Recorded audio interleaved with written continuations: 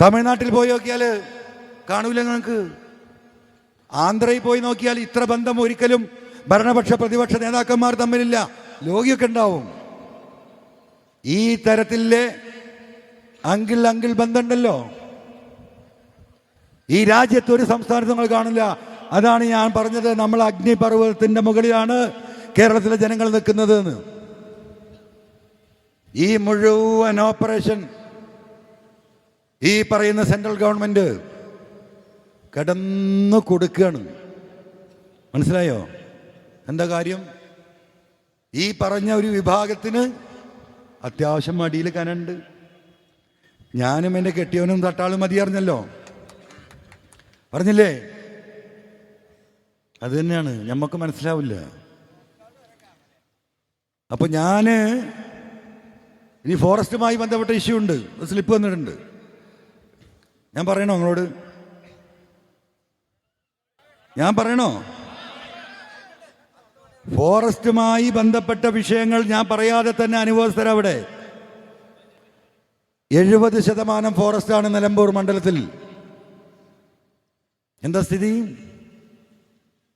ഒരാൾക്ക് രാത്രിയായാൽ പുറത്തിറങ്ങാൻ വയ്യ. ഈ പറയുന്ന മൂത്തേടത്തും കരുളായിലും വഴിക്കടവിലും പോത്തുകല്ലൊക്കെ ചെല്ലുമ്പം അവിടുന്ന് ആളുകൾ പറയും, വന്നാര സാറേ ഒരു സിനിമ കണ്ടിട്ടൊരു, കാരണം പകല് ജോലിക്ക് വേണം, ഒരു ഫസ്റ്റ് ഷോക്ക് പോയിട്ട് കൊല്ലങ്ങളായി, പോകാൻ കഴിയുന്നില്ല, കുത്തിമറിക്കില്ലേ പന്നി.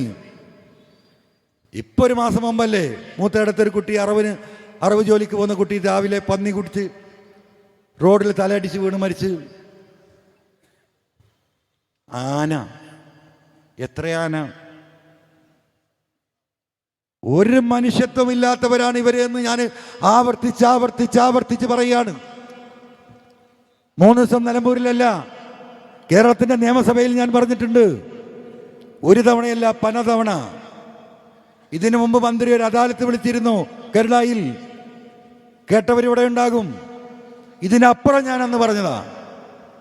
ബഹുമാനപ്പെട്ട മുഖ്യമന്ത്രിയെ നേരിട്ട് കണ്ട് ഞാൻ പറഞ്ഞിട്ടുണ്ട്, പ്രിയപ്പെട്ട മുഖ്യമന്ത്രി നിങ്ങൾ ഇതിൽ ഇടപെടണം. അതൊരു ഘടകകക്ഷിന്റെ വകുപ്പ് എന്ന നിലയ്ക്ക് അതിൽ മാറി നിൽക്കരുത്. കേന്ദ്രത്തിൽ നിന്നുള്ള പ്രയാസങ്ങൾ അറിയാം, എന്നാലും സ്റ്റേറ്റ് ഇടപെടണം. എത്ര എണ്ണത്തിന് ചവിട്ടി തേച്ചു. രാത്രി വീട്ടിലേക്ക് പോകാൻ എത്ര പേർ ധൈര്യത്തിൽ പോകും 8 മണി കഴിഞ്ഞാൽ? ഒരു ഫെൻസിങ് വേലി കെട്ടാൻ 2021 ബഡ്ജറ്റിൽ 2.5 കോടി റുപ്യ കയ്യും കാലും പിടിച്ച് വാങ്ങി ഇവിടെ കൊണ്ടേ കൊടുത്ത. ആ പ്ലാന് കൊടുത്തില്ല ഈ ചങ്ങാതി, അന്നത്തെ ഫോറസ്റ്റ് DF. അറിയാം നമുക്ക്, ആ ഫണ്ട് ലാപ്സായി പോയി. ഇപ്പൊ 15.5 കോടിയുടെ പദ്ധതിയാണ് മിനിയാന്ന് ബഹുമാനപ്പെട്ട മന്ത്രി ഇവിടെ ഫോറസ്റ്റ് മന്ത്രി ഉദ്ഘാടനം ചെയ്തത്. അതിലാകെ 1.5 കോടി റുപ്യയാണ് ഈ ആനയെ തടുക്കാനുള്ള ഫെൻസിങ്ങിന്. ബാക്കി 3/4 പങ്കും നിലവിലുള്ള നല്ല കെട്ടിടങ്ങളുള്ള റേഞ്ച് ഓഫീസുകളിൽ പുതിയ കെട്ടിടം 2.25 കോടി റുപ്യ കരുളായിലെ റേഞ്ച് ഓഫീസ്. ഇവിടെ ഇഷ്ടം പോലെ കെട്ടിടം കിടക്കുന്നു. ഈ ടീക്ക് പ്ലാന്റേഷന്റെ അപ്പുറത്തെ ഇൻഡസ്ട്രിയലിനകത്ത് ഒന്ന് റെഡിയാക്കിയെടുത്താൽ ഉപയോഗിക്കാൻ പറ്റുന്ന കെട്ടിടങ്ങൾ പൊളിഞ്ഞ് തകർന്നുകൊണ്ടിരിക്കുന്നു. 2.25-3 കോടി റുപ്യ. കരുളായിൽ 3-4 എണ്ണം. ഒരു റോഡ് വീതി കൂട്ടാൻ 1/2 സെന്റ് ഭൂമി തരാത്ത ഫോറസ്റ്റുകാർ 1 ഏക്കറോളം ഭൂമി ഇതിനുള്ള മരം മുറിച്ചിട്ടാണ് ഈ കെട്ടിടങ്ങൾ കെട്ടിയിട്ടുള്ളത്. ആരാ ചോദിക്കാൻ? ആര് ചോദിക്കും? ചോദിക്കാൻ ആളില്ല. ആനകൾക്ക് തീറ്റയില്ല. പുലികളുടെ തീറ്റയായ പുള്ളിമാൻ ഉൾപ്പെടെയുള്ള കാട്ടാട് പോലുള്ള ഒരു സാധനവും കാട്ടിലില്ല. എന്താ കാരണം? ആവാസ വ്യവസ്ഥിതി നിലനിർത്താനാണ്. വേണം. ആവാസ വ്യവസ്ഥിതി നിലനിൽക്കണമെങ്കിൽ ആനക്ക് കഴിക്കാനുള്ള ഭക്ഷണം അവിടെ വെക്കണം. മുള കുഴിച്ചിടണം. ആന തിന്നുന്ന ചെടികളുണ്ട്, അത് കുഴിച്ചിടണം. മരം തിന്നോ ആന? തിന്നോ? ആ മരം ആന കഴിക്കണമെന്നിടത്താണ് ഇവിടുത്തെ ഉദ്യോഗസ്ഥർ. വിശന്ന് പൊരിഞ്ഞിട്ടാണ് ആന ഈ പച്ചപ്പും തേടി ഈ നാട്ടിലേക്ക് ഇറങ്ങുന്നത്. കാട്ടിലൊക്കെ പണ്ട് കുളം കുത്തുമായിരുന്നു ഫോറസ്റ്റ്. എന്തിനാ ഈ മൃഗങ്ങൾക്ക് കുടിക്കാൻ? ഈ കുളങ്ങൾ മുഴുവൻ മൂടപ്പെട്ടു പോയി. കുടിവെള്ളമില്ല മൃഗങ്ങൾക്ക് കുടിക്കാൻ കാട്ടിൽ. ഒരു തവണയല്ല പലതവണ ആവർത്തിച്ച് ഈ മലയോര മേഖലയിൽ പോകുന്ന ജനപ്രതിനിധി എന്ന നിലക്ക് നേരിട്ടും അല്ലാതെയും നിയമസഭാ പ്രസംഗങ്ങളിലും ആവർത്തിച്ച് ആവശ്യപ്പെട്ട് ഒരു അനക്കൂരുണ്ടായോ? ഇവിടുത്തെ മാത്രമല്ല, മൊത്തം പ്രശ്നം. അപ്പോൾ അവസാനം കുറച്ച് കുളം കുത്താൻ തീരുമാനിച്ചു. അതിലൊരു ദിവസം പോത്തുകല്ലിൽ നിന്ന് തന്നെ വിളിക്കാണ്, അൻവറാക്ക ഒന്ന് വരണം, ഈ കുളം കുത്തുന്ന അങ്ങാടിയിൽ നിന്ന് കുറച്ച് അപ്പുറത്താണ്. ഞാൻ ചെന്ന് നോക്കുമ്പോൾ ടാറിട്ട റോട്ടിൽ നിന്ന് ഒരു 200-250 മീറ്റർ അകലെ അങ്ങനെ നോക്കിയാൽ കാണാം. അപ്പം എന്താണ്, എല്ലാ ആനകളും ഇങ്ങോട്ട് വരി, മക്കളെ വരി. എന്തിനാണ്? ചവിട്ടി നിരങ്ങാൻ. വെള്ളം അവിടെ കിട്ടുമല്ലോ. ഇതാണോ ഫോറസ്റ്റിംഗ്? മനുഷ്യവാസ പ്രദേശത്ത് നിന്ന് കിലോമീറ്റർ, 2 കിലോമീറ്റർ അപ്പുറത്തോ 3 കിലോമീറ്റർ അപ്പുറത്തോ ആണ് കുളം കുത്തേണ്ടത്. അപ്പം അതിനെങ്ങോട്ട് ആകർഷിക്കുക? എന്തിനാ? മനുഷ്യൻ വിട്ടിട്ട് പോകണം. ഇപ്പം അതിനൊരു പദ്ധതിയുണ്ട്. ഫോറസ്റ്റിനോട് അരികിൽ താമസിക്കുന്നവർക്ക് വിട്ടിട്ട് പോകാൻ 15 ലക്ഷം റുപ്യ കിട്ടും. കരടായി പോത്തുകല്ലിൽ മീറ്റിംഗ് വിളിച്ചപ്പോൾ ഞാൻ പറഞ്ഞു, ജനങ്ങളെ നിങ്ങൾ പോകരുത്. ഞാൻ ശക്തമായി എതിർത്തു. അപ്പോൾ ഓല് പറഞ്ഞു, ഞങ്ങളെ ഗതികേടുകൊണ്ടാണ് അൻവറാക്ക, പോകില്ല, നിവൃത്തില്ല, ഈ ആനശല്യം കൊണ്ട് ഞങ്ങൾക്കൊരു മാർഗമില്ല. 10, 50, 60 ലക്ഷം വിലയുള്ള വസ്തു വെറും 15 ലക്ഷം രൂപക്ക് കൊടുത്തിട്ട് പോന്നു. നീ എന്താ സംഭവിക്കാൻ പോകാറ്? ഞങ്ങൾ അതൊക്കെ ഫോറസ്റ്റൊക്കെ എടുത്തു. ഞാൻ എൻ്റെ ഇപ്പുറത്ത് വീടില്ലേ, അപ്പം ആന അവിടെ നിന്ന് ഇങ്ങോട്ട് വരും. അപ്പം എന്താവും? പുറത്ത് നിൽക്കുന്നവർക്കും ജീവിക്കാൻ മാർഗം ഉണ്ടാവില്ല. 1-2 കൊല്ലം കഴിഞ്ഞ് ഓലും കൊടുക്കും. അങ്ങനെ കാടിറങ്ങി വന്ന് നിലമ്പൂർ അങ്ങാടിയിലെത്തും. ഇത് വലിയൊരു മാനിപ്പുലേഷനാണ്. അത് പറയണമെങ്കിൽ 1 മണിക്കൂർ വേണം. എന്താ പുലിങ്ങനെ ഇറങ്ങുന്നത്?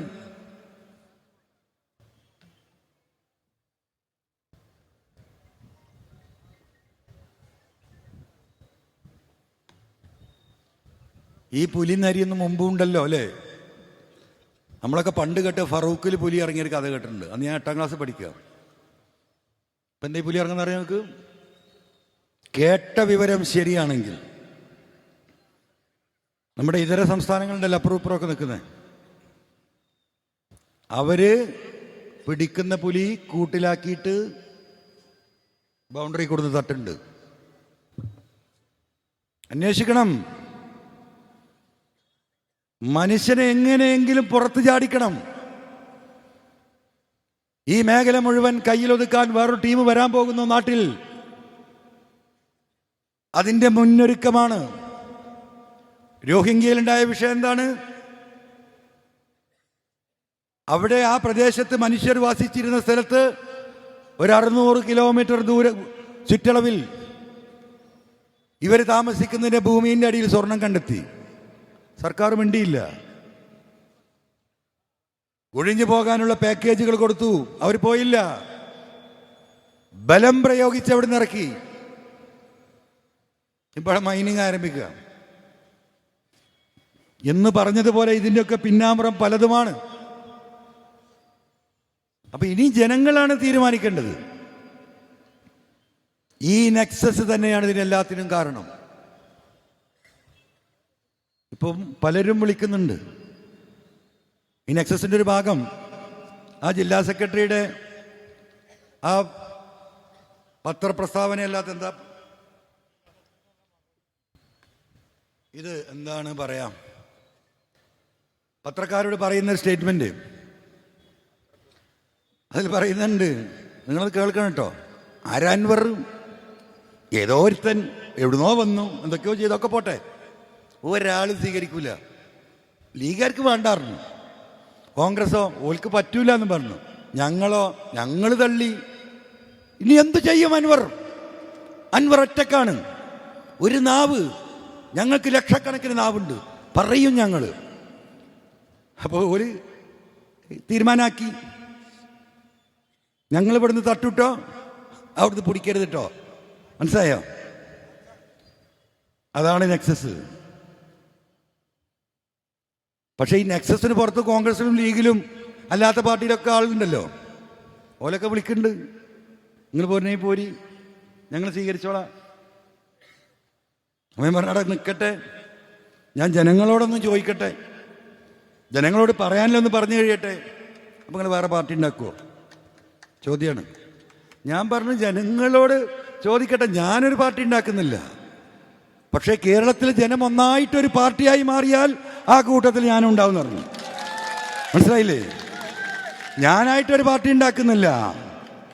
പക്ഷേ കേരളത്തിലെ ജനം ഒരു പാർട്ടിയായി മാറിയാൽ അതിൻ്റെ ബാക്കിൽ ഞാനും ഉണ്ടാവും. യാതൊരു തർക്കമില്ല. അത് ജനമാണ് തീരുമാനിക്കേണ്ടത്.